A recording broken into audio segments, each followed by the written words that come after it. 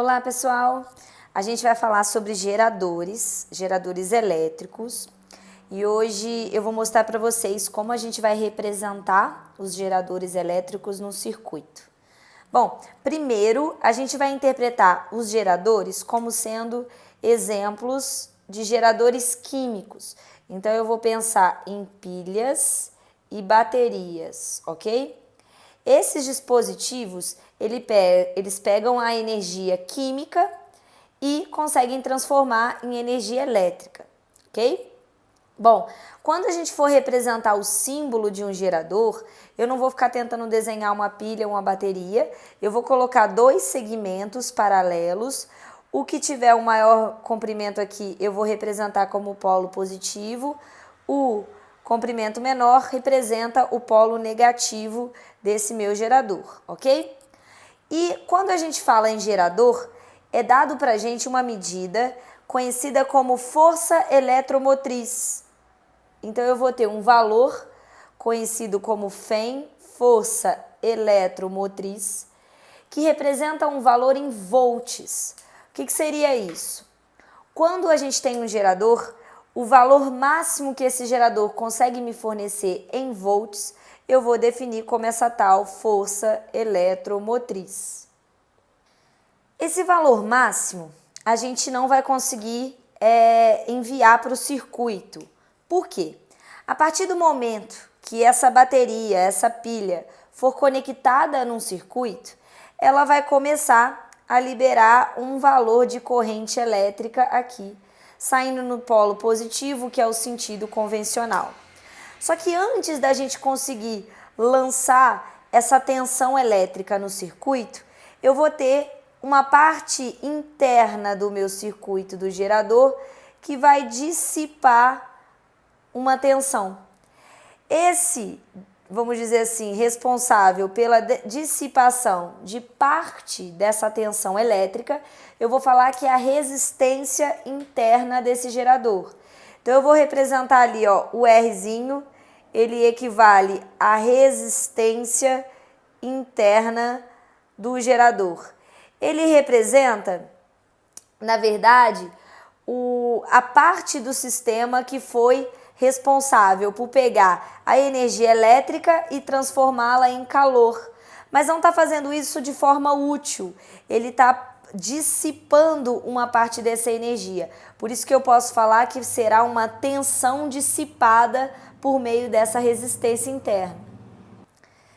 Bom, mas aí eu posso medir qual é a tensão elétrica, quantos volts efetivamente saíram dos terminais desse gerador.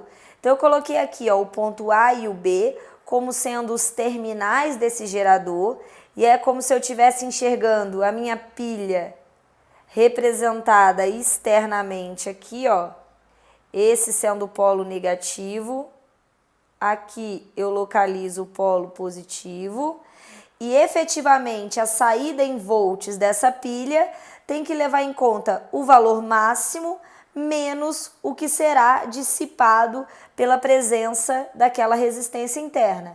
Então eu vou equacionar isso, vou chamar de U, a diferença de potencial nos terminais, que seria nos terminais AB. Isso vai ser igual ao valor da força eletromotriz, que é o máximo de volts que esse gerador consegue fornecer, só que eu vou ter que descontar quantos volts essa resistência interna dissipa. Para você relacionar um valor em volts e a resistência, eu posso lembrar que a medida em volts ela é igual a R vezes I. Nesse caso, eu vou representar o R como sendo a resistência ali no interior desse gerador, beleza? Essa equação ela é conhecida como equação característica do gerador. Com essa equação, a gente pode montar um gráfico que represente aqui a tensão na saída do gerador em função da corrente elétrica que é liberada por ele em amperes. Primeiro momento, a gente vai olhar essa equação e ver que ela é uma função do primeiro grau. Então, esse gráfico será marcado por um gráfico linear. ele tem um coeficiente aqui angular negativo, então será uma linha decrescente que vai representar esse gráfico do gerador. Então eu vou fazer essa linha aqui decrescente para representar o gráfico do gerador. Quando você tiver uma tensão equivalente ao máximo valor, significa que você tem zero de corrente, que é o valor máximo que você vai conseguir obter para a tensão é nessa posição do gráfico em que você vai ter zero de corrente elétrica, mas o valor do U assume o valor máximo, ok? Quando você tiver a tensão na saída desse gerador como sendo zero, você vai encontrar o valor máximo para a corrente elétrica. Esse valor máximo de corrente elétrica é conhecida como corrente de curto-circuito no gerador. Então, eu posso falar que eu tenho uma corrente de curto-circuito nos terminais do gerador. Como que isso é possível de acontecer? Imagina que vocês tenham um gerador, esse gerador polo positivo e negativo, tem lá um valor de resistência interna, só que você descuidou e conectou os polos na saída desse terminal diretamente. Então, quando isso acontecer, é o que eu chamo de curto-circuito. E aí, você vai ter uma corrente elétrica passando ali naquele caminho, só que essa corrente elétrica, ela não vai encontrar uma dificuldade externa. Ela só vai ter uma dificuldade interna, só resistência interna.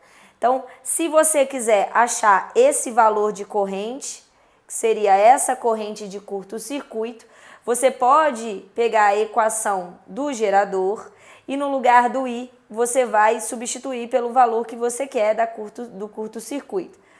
O valor do U, como você vai ter nos terminais aqui, ó, nas extremidades desse gerador, não há diferença de potencial, então eu vou colocar no lugar do U o zero.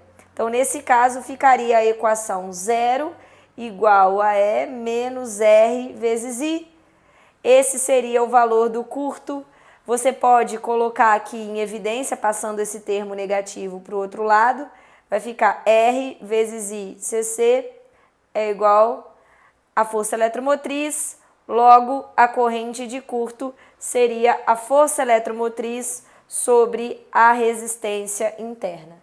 Então, nessa situação, você terá a tensão máxima possível liberada nesse gerador e apenas a dificuldade interna oferecida por ele, que é esse valor da resistência interna.